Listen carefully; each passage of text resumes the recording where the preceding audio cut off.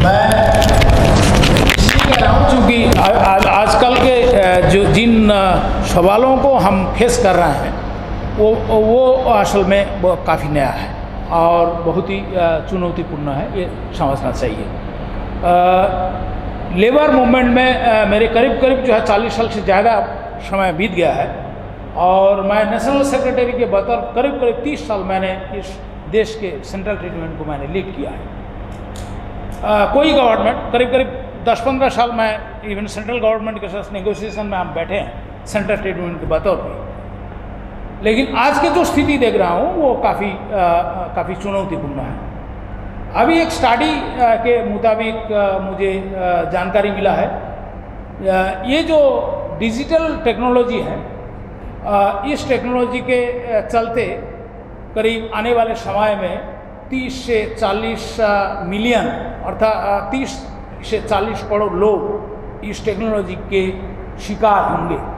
ये एक स्टडी आ गया है, वो उनके जॉब इनसिक्योरिटी के कागार पर आ गया है। 30 से 40 crore job will be in crisis, ये एक स्टडीज आ गया है। दूसरा जो मुझे सबसे बड़ी बात ये लग रहा है कि मैं चूँकि लेबर मूवमेंट में बिल्कुल मैं जुड़ा हुआ हूँ और ग्राउंड लेवल में मैं जो देख ही रहा हूँ वो काफ़ी पिकुलियर है। ये समय जो है एक तो हमारे सेंट्रल ट्रीटमेंट के जो फॉलोइंग था वो हम लोग जब मूवमेंट करते थे 1990s में करीब करीब हम लोग टोटल जो कैपेसिटी था वो करीब 5 करोड़ के करीब था। Platform of national platform of mass organisations के करीब 5 करोड़ था।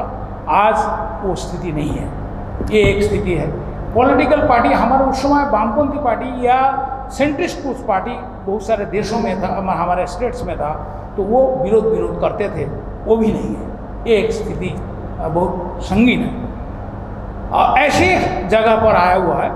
और जिस अर्थनीति के लिए हम लोग जो है ये कह रहे थे, मतलब बहुत लोग वो ताली बजा रहे थे, स्वागत कर रहे थे, आज वही स्थिति पूरे देश के लिए बर्बादी के कागार पर खड़ा कर दिया है। और हमारे देश के जो डिजिटलाइजेशन है, पूरे डिजिटलाइजेशन मतलब वो शुरुआत मनमोहन सिंह वगैरह किया है, जो आधार कार्ड वगैरह के जरिए वो डिजिटलाइजेशन आज खतरे के कागार पर आ गया है। खैर, मैं ये बहुत बड़े विवाद है आजकल जो है। मुझे लगता नहीं है कि हम तो, मैं भी एक स्टूडेंट रहा हूँ लॉ के, तो मुझे ना सरकार, ना कोई मालिक, ना कोई ये कानून या संविधान कोई कुछ नहीं मान रहा है। जो उनको जो चाहिए वो कर रहे हैं, बिल्कुल कर रहे हैं। इवन कोर्ट भी नहीं सुन रहा है, कोई कोर्ट में जो है वो मालिकों के फेवर में, क्या तुम विकास के चाहते हो या जो है मजदूरों के राइट चाहते हो, ये सीधे जज जो है सवाल करते हैं। वकील से ये सवाल करते हैं जज कि आप तुम जो है क्या अर्थनीति के विकास चाहते हो या मजदूरों के राइट्स चाहते हो, ये कह करके मजदूरों के खिलाफ जजमेंट सुना देते हैं। ये स्थिति है। खैर, अभी सवाल इस बात के हैं, कुछ चीज़ें आ गया है, मुझे कहा गया है कि ऑक्यूपेशनल सेफ्टी एंड हेल्थ के बारे में कहा जाए। मैं अपने बातों को उस 2-4 चीज़ों के बारे में मैं उस पर रखना चाहूँगा। ऑक्यूपेशनल सेफ्टी के मतलब क्या है? हमें ये 3 चीज़ें हैं, बहुत साफ साफ समझ लेना चाहिए कानूनी रूप में। ऑक्यूपेशनल एक सेफ्टी है, एक अलग चीज़ है, एक हेल्थ अलग चीज़ है, और वर्किंग कंडीशन एक तीसरा चीज़ है। ये 3 एक एक्ट के अंदर, अर्थात 13 कानून को ये ऑक्यूपेशनल सेफ्टी एंड हेल्थ में ले आया है, उनको क्लब कर दिया है। और ये सभी फैक्ट्री एक्ट में था, फैक्ट्री एक्ट में सब जो है बहुत सारे प्रावधान उसमें था, और अभी तो जो है टूथ लिस्ट बना दिया गया है। ऑक्यूपेशनल सेफ्टी से मतलब जो अभी मेरे बहुत सारे बच्चे ये कह रहे थे कि उनके क्या हो रहा है कि जो है एक मूविंग मशीन में, हमारा फैक्ट्री एक्ट में है, मूविंग कोई भी मशीन हो उसको उसमें काम करने वाले लोगों को सेफ्टी चाहिए, अर्थात कबाड़। तो राजेश के जो हाथ में जो ये हुआ मैंने एक्सीडेंट हुआ, मूविंग जो कन्वेयर बेल्ट में एक्सीडेंट हुआ, वो असल में कवर्ड नहीं था। तो Amazon was suppose to be covered the moving machine so that कोई एक्सीडेंट ना हो। तो ये ऑक्यूपेशनल सेफ्टी वहाँ नहीं था, इसलिए उसको असल में एक्सीडेंट हो गया।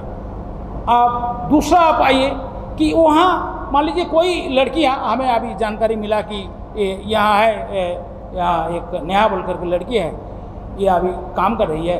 तो एक मान लीजिए एक महीने में या एक हफ्ते में 5-6 लड़कियाँ जो है बेहोश होकर के, फेंट होकर के गिर रहे हैं काम करते करते। क्यों गिर रहे हैं? तो ये क्या प्रॉब्लम है? ऑक्यूपेशनल वहाँ सेफ्टी, अर्थात वो जब मैंने पूछा तब वहाँ टेम्परेचर को मेंटेन नहीं हो रहा है। तो टेम्परेचर, ये हाई टेम्परेचर है, जब भी ये फैक्ट्री एक्ट में है कि you have to maintain the temperature so that workman can work easily comfortably in a factory. तो वो ऑक्यूपेशनल सेफ्टी ये है नहीं। जो हम कह रहे थे वो occupational safety, you have to any मैंने ऑल ओनर्स, कोई भी मालिक हो, कोई भी बिजनेसमैन हो, वो किसी भी लैंड में उसी के कानून के मातहत ऑपरेट करने का उनका हक है। इज मैंने independent to run any business, लेकिन ये उन्हें जो है अपने कानून, उस देश के कानून के अनुसार होनी चाहिए। तो हमारा कानून क्या कह रहा है कि ऑक्यूपेशनल सेफ्टी होनी चाहिए। एक जो फेंट होकर के गिर रहे हैं तो टेम्परेचर नहीं है, तो टेम्परेचर आपको जो है बाकायदा वर्केबल टेम्परेचर, हीट में नहीं होना चाहिए। तो ये ऑक्यूपेशनल सेफ्टी आप देखेंगे कि सबसे ज़्यादा ऑक्यूपेशनल सेफ्टी के एक खतरा अमेज़न में आ गया है। और वहाँ ज़्यादातर, जैसा नीक कह रहे थे, सबसे ज़्यादा जो है एक्सीडेंट मेरे लाइफ में, मैंने इंडस्ट्रियल बेल्ट में मैंने करीब अभी काफ़ी सालों से काम कर रहा हूँ हरियाणा में, तो मैंने इतना ज़्यादा एक्सीडेंट मैंने नहीं देखा मेरे लाइफ में। इतना ज़्यादा एक्सीडेंट ये जो अमेज़न में हो रहा है वो नहीं है। इसका मतलब जो है अमेज़न में ये कंट्रोल में नहीं है, स्टेट के कंट्रोल में नहीं है, स्टेट उसको रेगुलेट नहीं कर पा रहा, ये आउट ऑफ कंट्रोल है। ये जो मामला है इसको जो है समझ लेना चाहिए।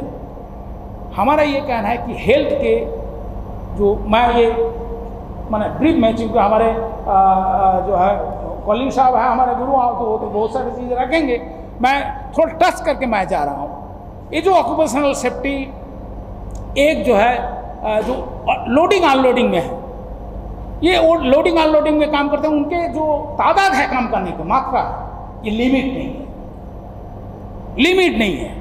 ये बिल्कुल जो है वो अनलिमिटेड है। मतलब एक आदमी से उनके मान लीजिए 20 गाड़ी उनको जो लोडिंग करवा रहा है, it is beyond their capacity. तो कौन इसको मॉनिटरिंग करेंगे कितना उनकी कैपेसिटी है, हेल्थ की कैपेसिटी कितना है।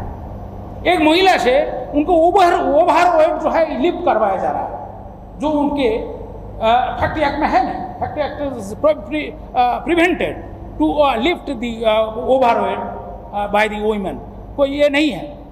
हमारे लेबर लॉ में ये भी है कि जो स्टैंडिंग में काम करते हैं उनके लिए सिटिंग अरेंजमेंट होनी चाहिए। It is open truth and still it is in the factory act. क्या आपको ये जो स्टैंडिंग में जो काम करते हैं उनके असल में सिटिंग अरेंजमेंट होनी चाहिए, बैठने के ये होना चाहिए, ताकि उनके ऊपर जो बॉडी में स्ट्रेन ना पड़े, ये बैक पेन ना हो, ये स्पाइनल कॉर्ड में ये टेंशन ना हो, सर में ना आए, घुटने में ना आए, ये तमाम है, ये होनी चाहिए। हमारे अभी तो जो ये आ गया तो उसमें भी है, उसमें भी है तमाम ये नहीं है। तो ये एक ये है हमारा, ये है मैं जो ये कह रहा हूँ कि जहाँ तक का मामला लेबर लॉ में बहुत साफ है।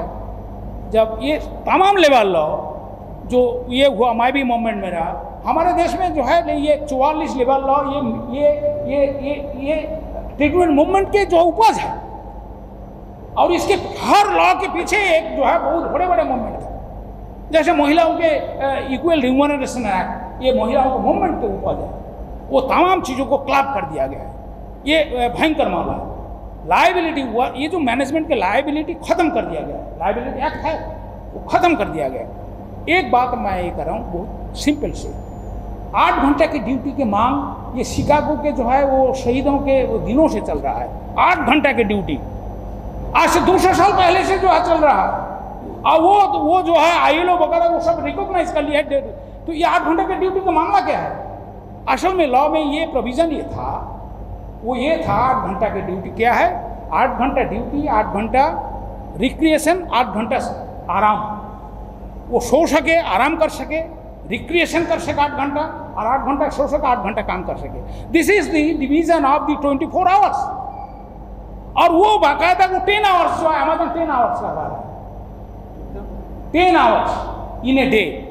10 hours in a day means आप जरा समझिए 5 डेज 10 × 5 50 घंटा, 50 घंटा काम करवा रहा है। आपके लेबर लॉ में है 48 घंटा इन ए वीक।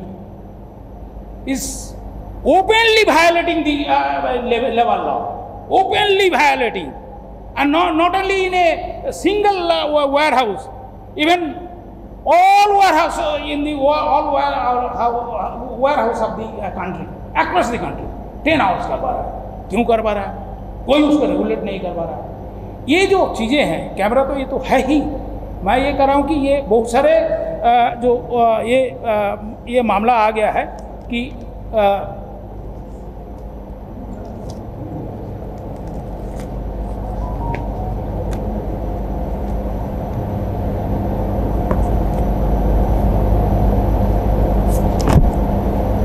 हमारे जहाँ तक ये जो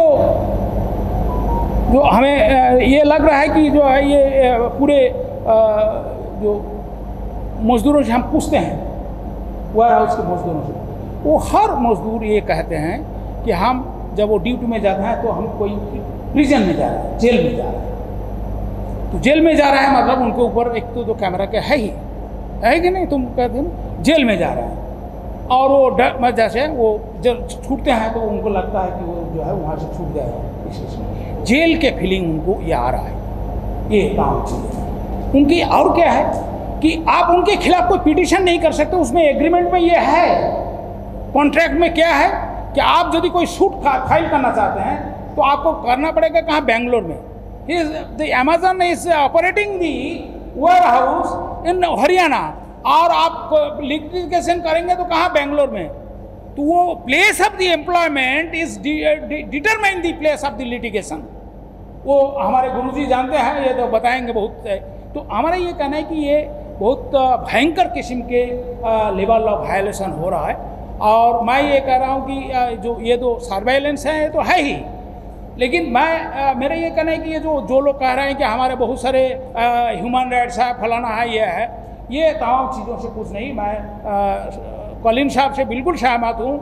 आपके पास अभी मजदूरों के संगठन के अलावा जनता को खड़े हुए बगैर कोई चारा नहीं है। अभी एक उदाहरण आपको दे रहा हूँ। मैं गया हुआ था हरियाणा में सोनीपत में। मैं उसी सोनीपत में करीब मैं 2 बार वहाँ अरेस्ट भी हुआ इसी ट्रेड यूनियन मूवमेंट के चलते। तो उसी सोनीपत में मैं वहाँ गया हुआ था। एक जो है ये वेयर हाउस में स्ट्राइक हो रहा था विदाउट नोटिस। वो जो है वहाँ के वेयर हाउस को बंद कर दिया विदाउट नोटिस। अब वो हमारे लेबर लॉ में ये है, कानून में है कि कम से कम आपको ये 25FE और F के अनुसार आपको जो नोटिस देना पड़ता है, 60 डेज नोटिस। वो कुछ भी नहीं दिया। उनको क्या किया ना, उनको बंद करना था 30 तारीख को, और 25 तारीख को वर्कर को बता दिया तुम लोग चले जाओ, तुम्हें बंद कर दे रहा है। तो ये चीज़ें मेरे ये कहना है कि ये जो है इवन आपके नया जो 4 कोड्स जो लागू नहीं हुआ, इसके बावजूद भी हमारा ये जो पुराना कानून है, संविधान है, लेकिन लेबर कहीं भी प्रोटेक्टेड नहीं है। और सभी लेबर कोड, सभी जितना भी अथॉरिटीज़ है, मैंने ये ग्रीवेंस रिड्रेसल जो फॉरम्स हैं, वो फॉरम्स जो है ऑब्सोलेट हो चुका है, या तो वो जो है स्टेट के फेवर में जा चुका है, या ऑनर के फेवर में जा चुका है। मैं एक बात ज़रा कहना चाह रहा हूँ वो निर्भीक रूप से कि दरअसल मुझे मैं एक किताब में मैंने, आप लोग बहुत लोगों ने पढ़े होंगे कि कार्ल मार्क्स एक बार कहा था कि ये जो ये स्टेट है, ये state, modern state is nothing but the association of the capitalist. True sense, in true sense आज जो है ये पूरे स्टेट एक जो है इनके ये मालिकों के एसोसिएशन के बहुत काम कर रहे हैं। और हमें लगता है कि हम सब ये जितना वर्कर भी आए हुए हैं, आइए दोस्तों, अभी आपको आप पीछे हटने का, अब आपके जो है जैसे नाजियों के तरह जेल में हम जो है पूरे ये आप कह सकते हैं कि आप जो है कंसंट्रेशन कैंप में हम भर चुके हैं। पूरे देश कंसंट्रेशन कैंप हो चुका है। आपको अभी इस कंसंट्रेशन कैंप के इस दीवार को तोड़ करके आप देश को आज़ाद करना है। धन्यवाद।